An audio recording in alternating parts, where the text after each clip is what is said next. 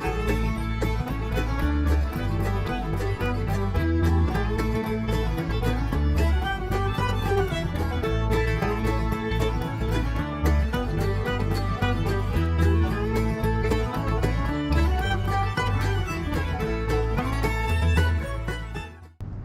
YouTube family.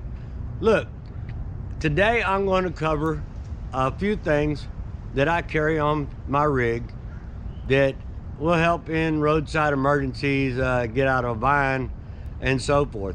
This is just a small amount. I keep lots of things, maybe more than I should, but let's get to it. Let's talk about roadside emergencies, and especially when it comes to your tires. These are the things I keep on board. There's a few other things, but when it comes to the tires, this is what I have to work with. To lift this heavy bus, I got a 20-ton bottle jack. That's a must-have. I also keep a 1/2-inch drive breakover bar.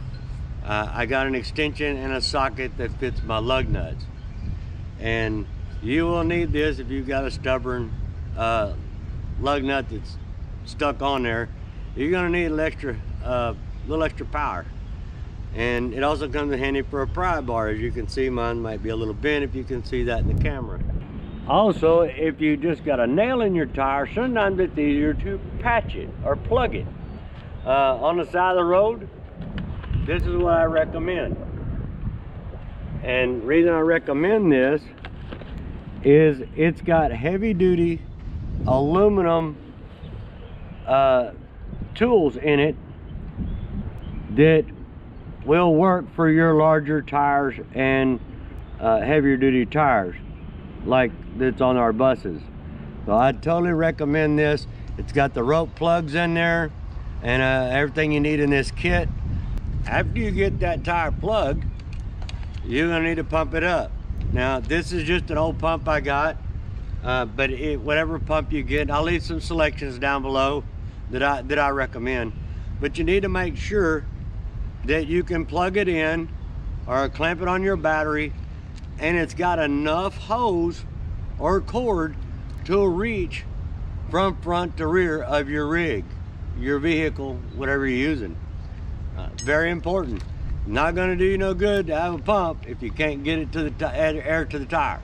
When it comes to getting water from any source, there is city water, you know, you're getting water from some building or whatever, you don't want to overpressure your system over maybe 35 pounds. Sometimes the pressure in these systems can be up to 100 pounds. You need to always have one of these on hand. It's a water pressure regulator. You just stick this onto the faucet, screw your water hose on it, and turn on the faucet. This will keep you from damaging your water system by high pressure water coming in from the faucet. So invest in one of these. I usually keep an extra one on board just in case, and they got a screen in them to stop any foreign material getting in your water system. Let's talk about leaks. A couple other things I keep on board is some silicone. I really don't like silicone. I prefer like a ProFlex RV sealant, but I've done used it, but some kind of sealant for windows, cracks, things like that. You also want to keep some of this self-leveling lap sealant on the board. Keep you a tube with a caulk gun, and because you never know when you're going to need this for the roof, a roof leak or something. And also, you can't go wrong, every redneck knows, everybody should know, duct tape or Gorilla Tape in this case. I really prefer the Gorilla Tape. It's a lot stickier, and never leave anywhere without some of this, a good roll of this. Also, I recommend a Turnabond. A Turnabond roof sealant tape works on sides or whatever, but in an emergency and even permanently, it works excellent. The hood, engine, so forth like that. Mine's a diesel engine. Gas or diesel, you always keep you a can of starting fluid. You never know when you're gonna hit it. It's not really good for diesels, but sparingly in emergencies, good to have some on hand. A funnel, a good long funnel, one that can work in the your transmission fluid and oil or any of the other fluids for the engine. Yeah, some people differ, but jumper cables. Now this is a small set of jumper cables. Got a really small diameter wire. Works good for cars and stuff. You know, your general cars, maybe pickups, light pickups. But when it comes to a diesel or your bigger buses, you need something bigger, okay? You need a bigger, heavier duty set. Some people may disagree with me, but this is what I use. Let me show you what I got.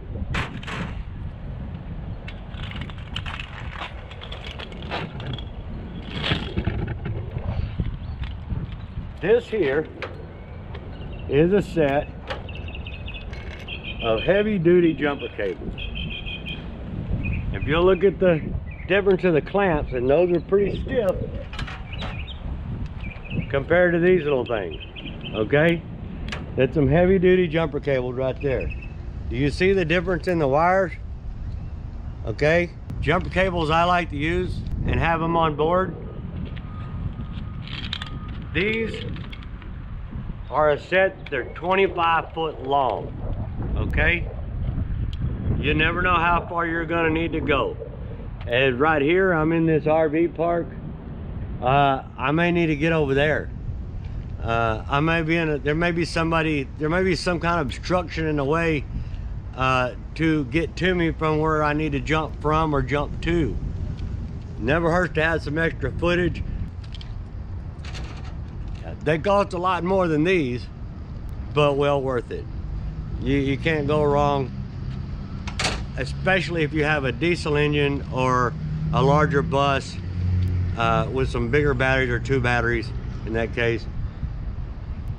Get you a pair of these. I'll leave a link in the description for these underneath the video. Here's also a few more things that I keep on board. One is a good pocket knife. Now I have this one, it's really sharp. You know, I can do my prying on. I recommend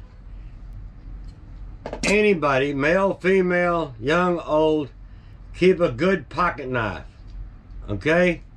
This is a 2-blade pocket knife. Uncle Henry holds a good edge and lasts you a long, long time.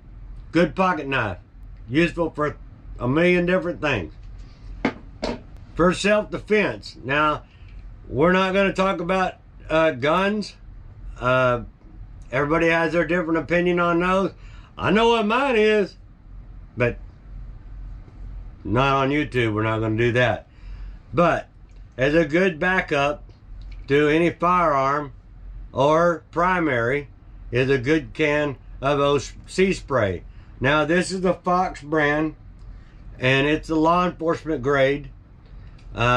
Very, very, very effective. Okay, well worth to have.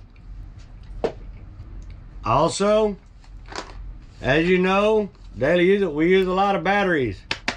Have you a stock of batteries? Next time, every time you go to the Walmart or you go to the store and you're getting a couple of things, just grab your little package of batteries and put them away, because we all know how much we need batteries on the road. For electrical stuff, I keep some fuses, 12-volt fuses, some extra wiring and stuff, and a multimeter.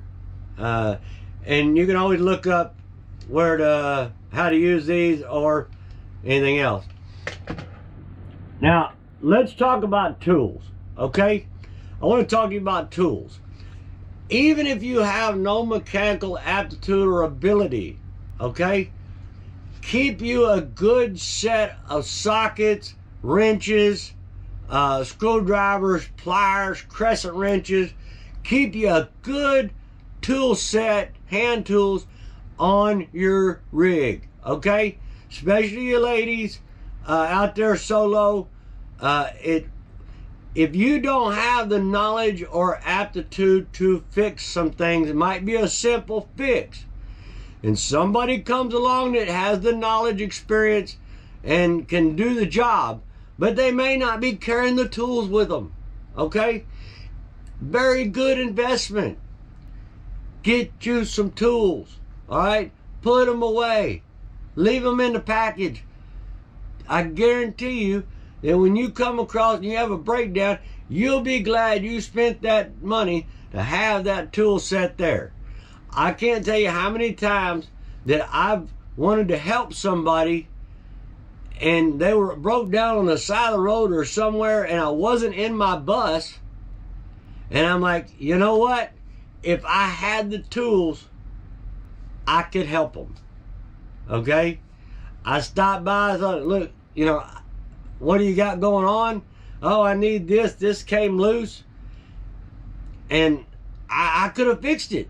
But they didn't have any tools. I didn't have any. Okay? So keep some tools on board. Along with that tape, I always carry some zip ties. Maybe some metal tie wire. Things to patch up stuff. Now, for fires, I suggest a good fire extinguisher. And I got one down there on the corner. You see all the crap's laying down there.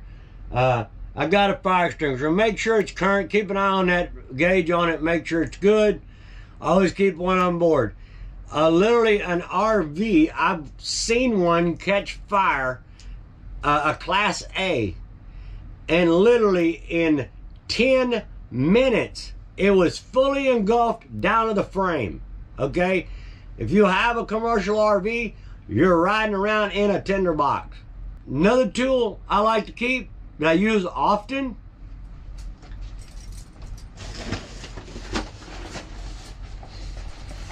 is a cordless drill. 3/8 cordless drill. A lot of y'all maybe have them. If you built your own rigs, you've already got one because you used it 1,000 times. But very handy.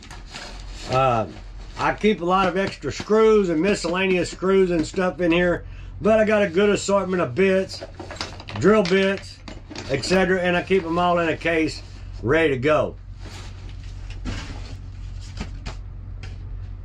So there you have it, folks. That's going out to the engine. A couple of things I don't have out here that I have on board is, some people may call it extreme. I carry an extra engine serpentine belt. I carry an extra alternator. I carry an extra fuel filter.